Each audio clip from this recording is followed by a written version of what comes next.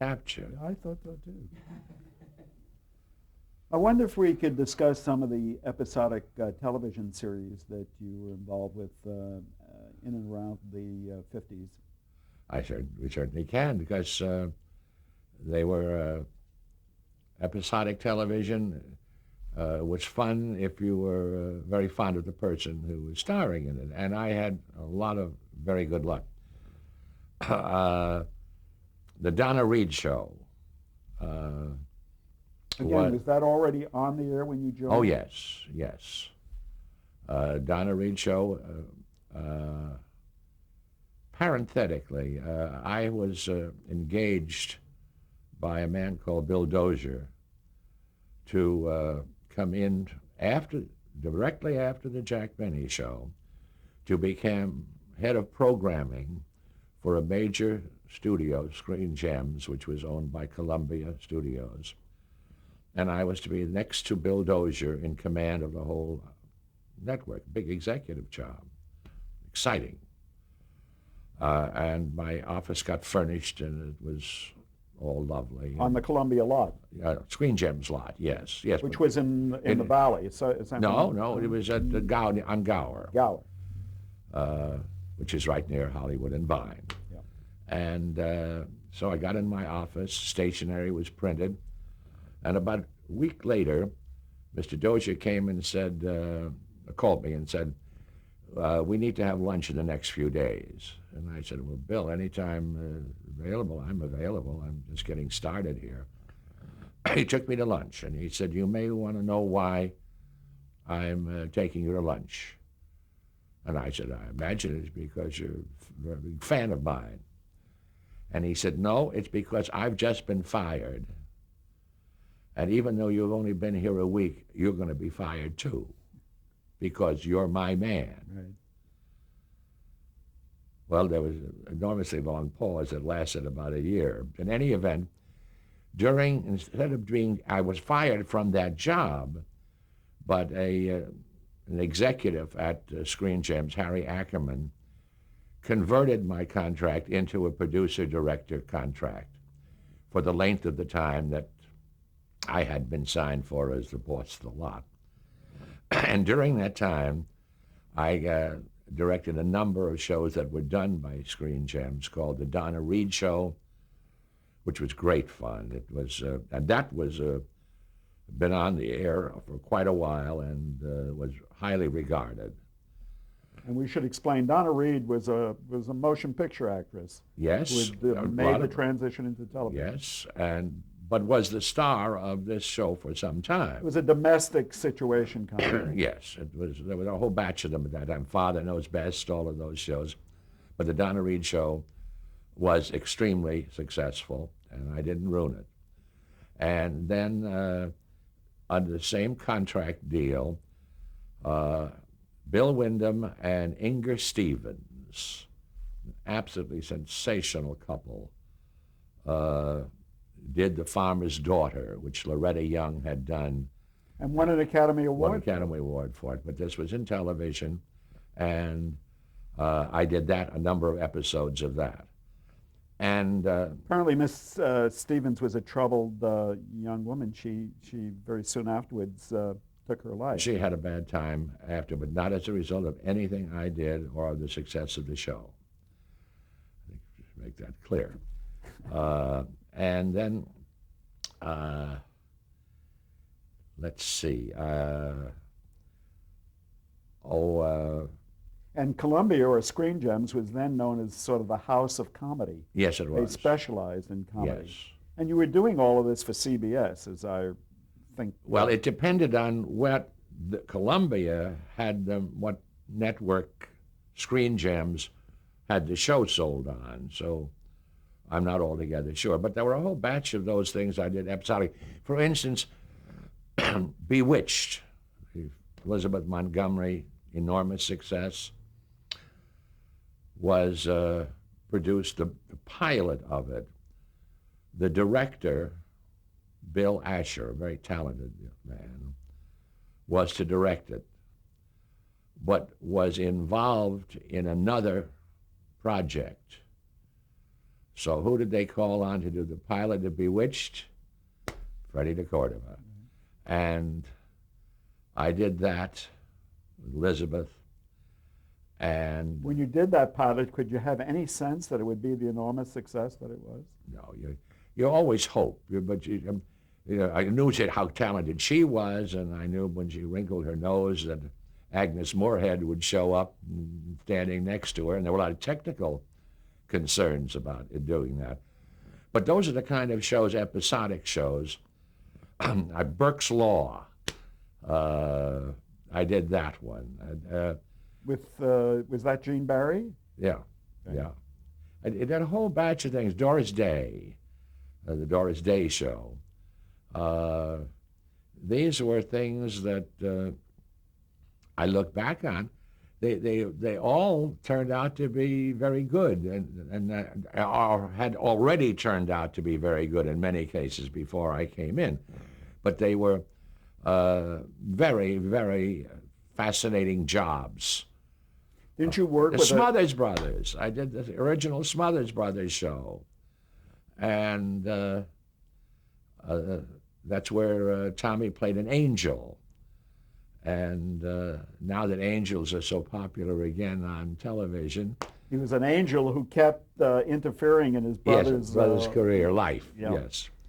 Anyway, there are a whole batch of those I kind think of we shows. did not mention you worked with a well-known husband and wife. Ida Lupino and Howard Duff.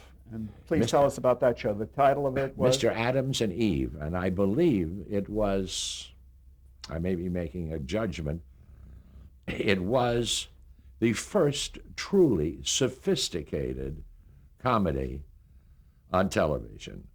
They played sophisticated people, and the writing of it was sophisticated, and it was not just, who was that gal I saw you with last night, or anything. It was really sharp, chic, and bright. They played Husband and wife. not only a husband and wife, but film stars. Yes, yes. Tell us about Ida Lupino, a formidable woman. Goes back to my Warner Brothers days when I knew her first. Very knowledgeable. Remember, she had been one of the first of the few women directors in motion pictures. So you weren't dealing with somebody who didn't know what was going on. And she was also one of the founders of Four Star Television. That's right. So she and Howard were, when I say tough to work with, that's a compliment. They wanted what they wanted, and they knew what they wanted and knew how to get it. So you couldn't come in casually without having spent the night before planning every shot. And the show was not the biggest success in the world. Over the heads, perhaps, of the I audience? think it was, I'm sounding, I must be careful not to sound like being sophisticated is something I like, but people didn't. But I think in essence it was a little too sophisticated for the viewing public. And you remember mentioning Doris Day show. She was just a delight. I'm mad about her. She was already a major star. She had the Doris Day show, in which I cast a young man who went on to become one of my close friends, McLean Stevenson. And I had great fun with McLean on stage and later on the golf course. And he's one of the people that left too early. And he's one of the people who made several people have a major mistake. Remember, he was a major part, the part that Harry Morgan later played in MASH, and gave it up to do outside shows. And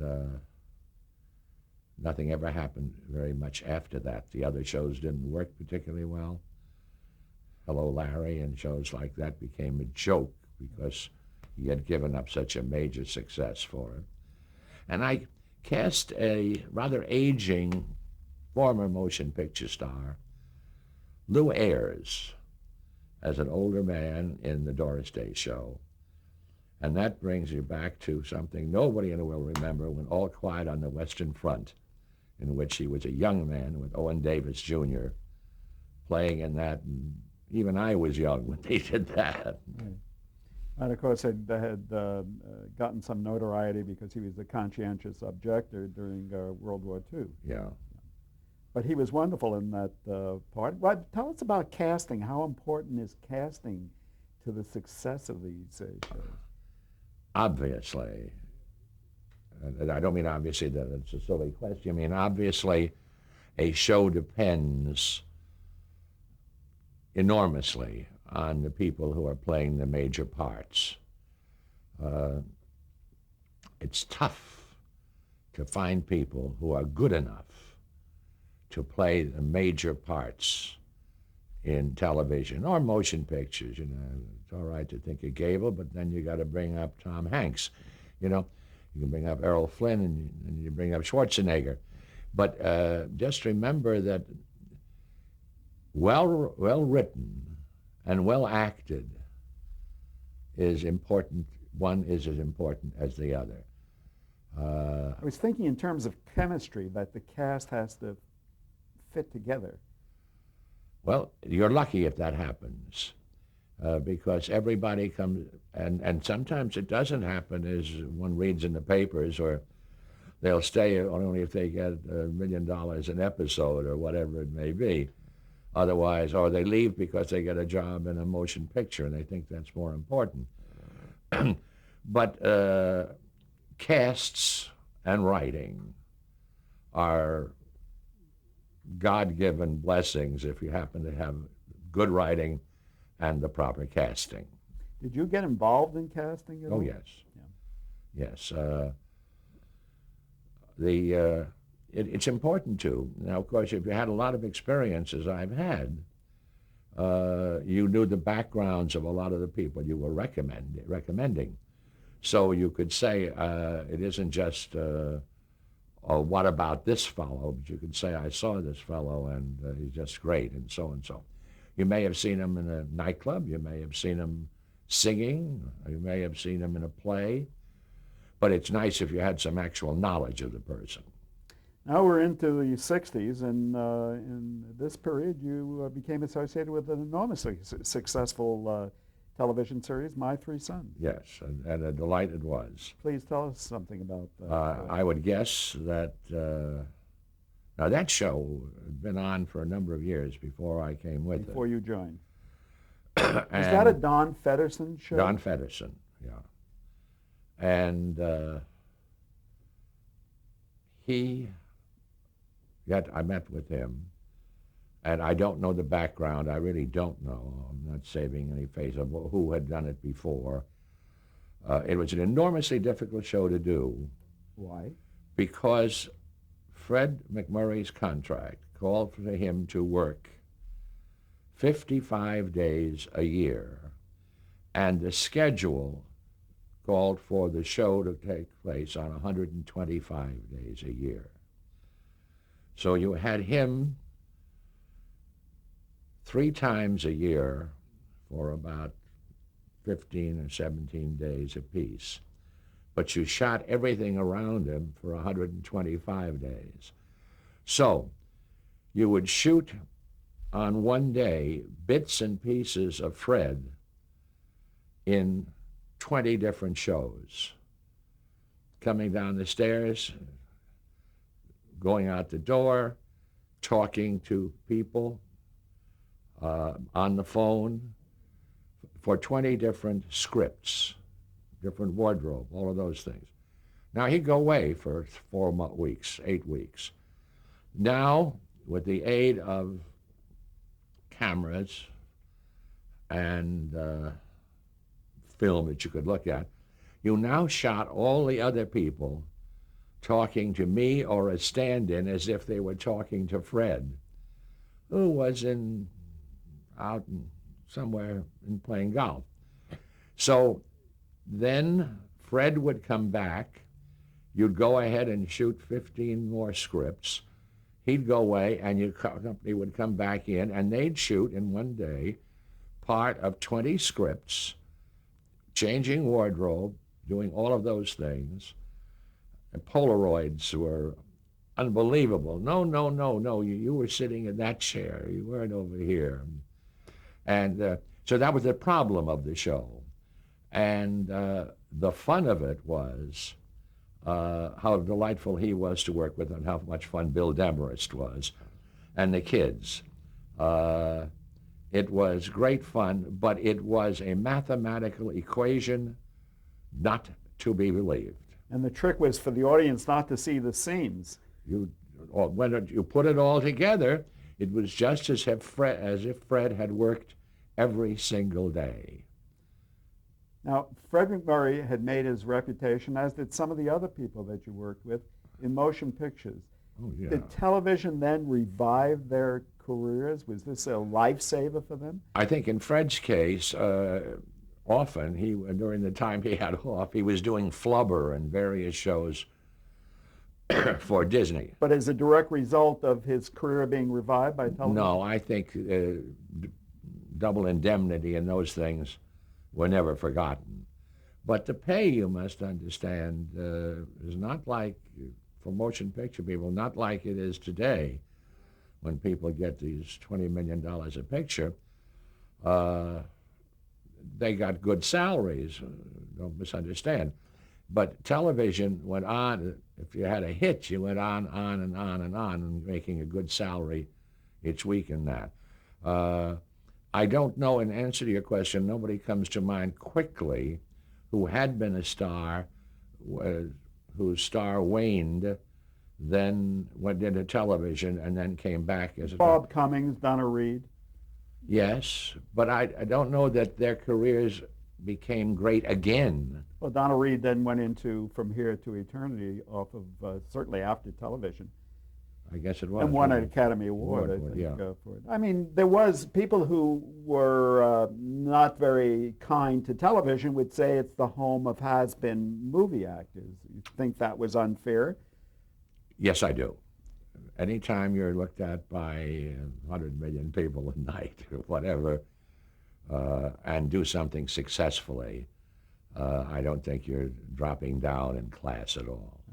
Now, your boss, I think, at My Three Sons was Don Feddersen. Yes, he was. Again, a formidable personality. Yes, he was. Tell us a little bit about him. What made Don Feddersen successful? Knowledge, ability to know how to do things right. In spite of the fact that he hired me to direct a picture When in Rome with John Forsythe, I did that, went to Rome and shot the pilot of that. Everything he did was not a success, but Don was not a person who stumbled into the business because of financial skills or because he was uncle of somebody. He knew what he was doing and was very knowledgeable in picking out what was wrong and very knowledgeable what was right. I interviewed him several times during that time, and I can tell you he was a very knowledgeable man Yes, about indeed. the industry generally. Yes, he was. Now, you said some of the joy in what you've done is working with great character actors, and certainly William Demarest was among the top ones. Great fun. Great golfer, too. Amazing how many people I know and had fun with are golfers, because I have been a golfer since they invented the game. And but Bill used to have a home in Demarest, that is, used to have a home in Palm Springs, and had a golf tournament every year, and would invite, I hate the phrase, but you played in a lot of celebrity tournaments those days, in which everybody else paid, and the celebrities were guests of the tournament. And Bill had one of those, and Fred had one of those, and I managed to be in both of those. But Demarest was very talented again, put up with no nonsense, knew exactly what he was doing, and had a long career in motion pictures. And a professional is what you're describing. oh yeah, that I continue to think of the people who played the uncle, the brother, the neighbor in various shows and television shows. Had to be very good to be able to do that. In 1968, you again hooked up with Jack Benny for a special. A special that a fellow named Johnny Carson, I think, had something to do with as well. Do you recall that at all? If I remember correctly, and if we're talking about the same thing, I think I did a show called To Jack with Love or something like that. It was a tribute to Jack with Johnny and George Burns and Bob Hope. I think this is when Johnny Carson was not a very well-known personality. Didn't Johnny No. Carson have a relationship with Jack Benny? I idolized him. Right. And many people said that many of his gestures, many of his attitudes, many of his wells and things came from Jack. And it was a summer replacement for the Jack Benny show prior to. Well, often on the Jack Benny show, we used a young comedian called Johnny Carson to play the lead role in the Jack Benny show. So we were all knowledgeable of each other. So is that where you first met Johnny? Not where I first met him. I met him when he was doing a local show for CBS out here. On the West Coast. Yeah, which was a variety show and was not very successful because they had more dancing and singing than they had Johnny Carson in it. But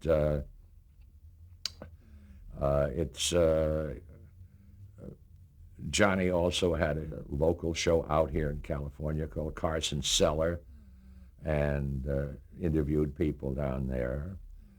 And then it wasn't too much later, that he went to New York and did the Tonight Show.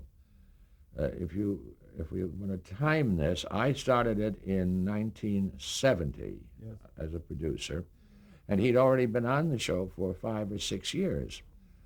So right after Jack Parr, as you remember. Well, there were some interim programs. They tried people, yes. Yes.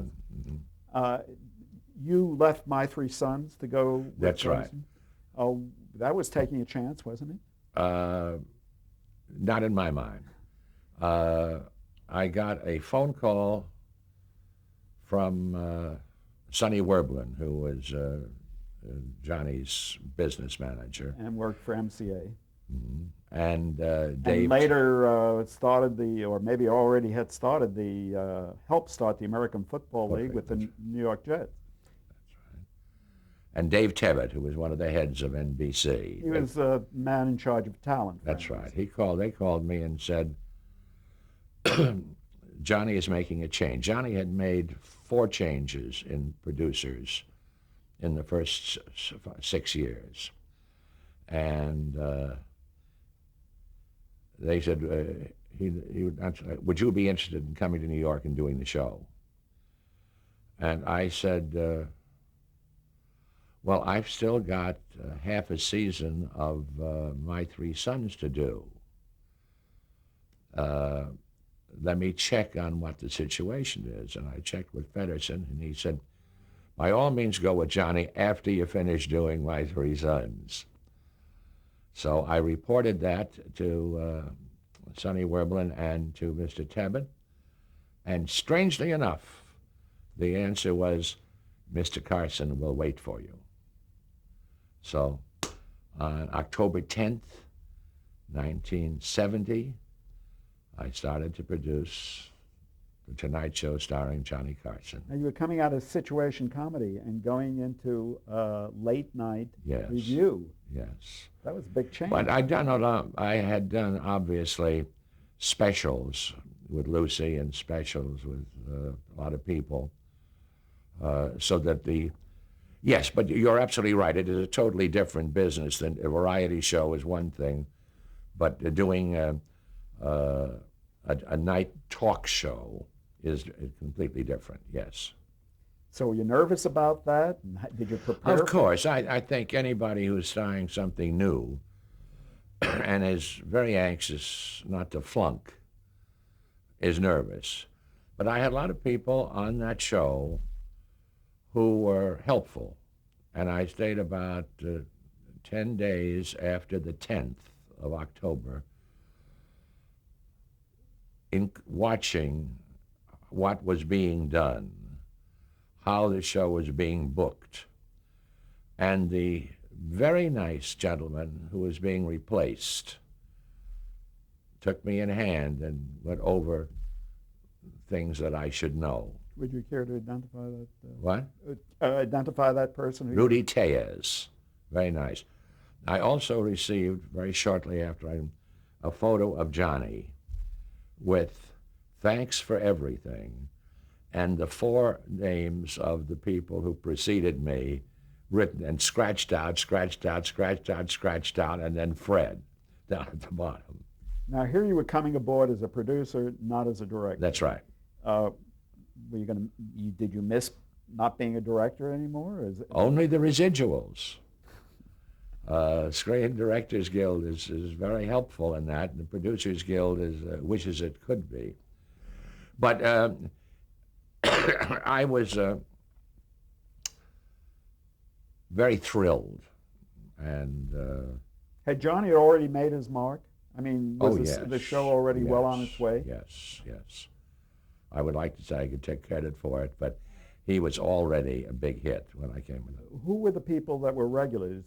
Ed McMahon was already on the show, of course. Ed McMahon, and Doc came on after he made a change in the musical. Was Skitch Henderson the... Skitch Henderson was on first. Now, was that change take place before you arrived? Or? It did. Yeah. So the people, Johnny, Ed, and Doc, were there when I walked in, when I came in. Where was the show being produced each night? Where? Where was it being produced? I know in New Rockefeller York. Center, New York. Right. In studio, one of the NBCs? 8H, I think. In the big studio. Yeah. And was it being shown at the same time across the country, or was it being taped earlier? It varied. At various times, the show was an hour and a half, and then there were times when it was an hour and a half, but Johnny didn't come on till the first half hour was over, and Ed, Doc, and did the early part. Then eventually, instead of 11:30, it went on at 11:35, which caused a big commotion out here because a lot of people thought, why take 5 minutes away and give it to local news? But essentially, it was an 11:30 show. Is that the way it was when you joined? Yes. We have to pause for a moment now.